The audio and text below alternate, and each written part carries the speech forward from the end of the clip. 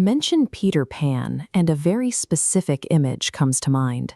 The boy in green tights, the second star to the right, the cultural standard-bearer for joyful, innocent escape.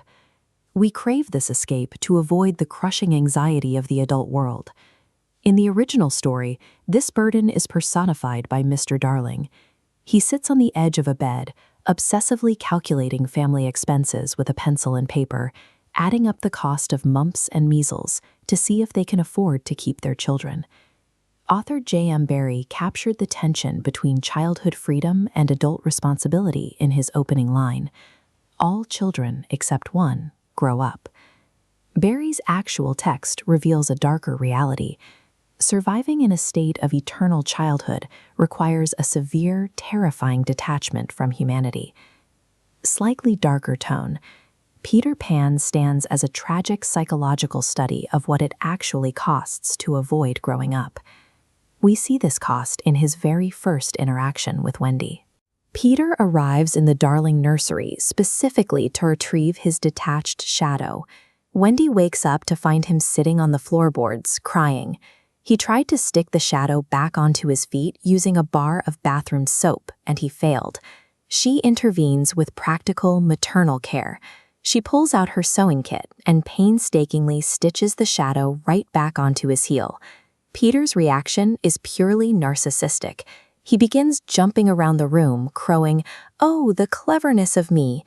He takes total credit for the fix, ignoring Wendy's labor entirely. He has no concept of gratitude. He doesn't even know what a kiss is. When Wendy offers him one, he simply holds out his hand to receive an object. To stay forever young, Peter operates without human empathy. That detachment becomes lethal once they leave London. On the long flight to Neverland, the Darling children start falling asleep in the air, plummeting toward the sea. Peter waits until the last possible second to catch them.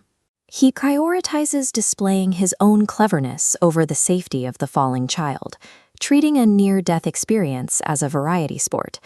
The flight also reveals a deeper memory loss. While they are still traveling together, Peter begins to forget Wendy and her brothers. Wendy has to keep repeating her name just to ensure he doesn't abandon them in midair. Maintaining childhood requires Peter to live in the tyranny of the present. His mind constantly erases the path behind him so he can experience every moment as if it were brand new.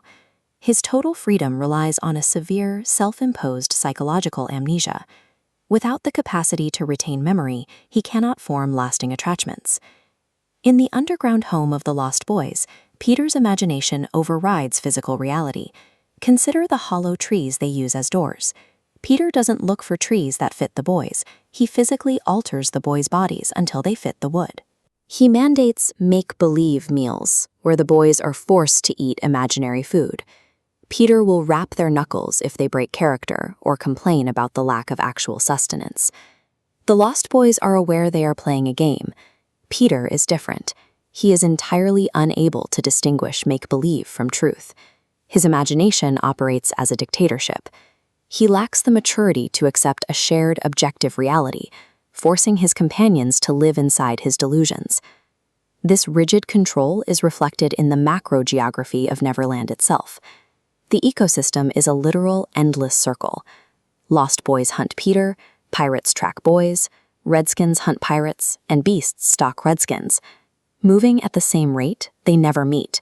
It's perfect stasis. Without time, there is no progression, only a perpetual loop. The only disruption to this world is the adult world, represented by Captain Hook and the crocodile that swallowed a ticking clock. Peter constantly defeats the adults. He bypasses their physical strength by being completely immune to the pervasive adult anxiety, the passage of time itself. Wendy's arc provides the answer to why she ultimately chooses to leave this immortal island. Wendy fled to Neverland to avoid growing up, yet the moment she arrives, she assumes the heavy domestic responsibilities of a mother. She spends her days cooking, darning socks, and telling bedtime stories, while Peter goes out alone to play. She uses the fantasy world as a sandbox, a safe place to practice for the complex, terrifying reality of adulthood. Peter Pan is a melancholic cautionary tale. Acquiring a heart that can remember and a life that truly moves forward requires accepting the ticking clock and leaving Neverland behind.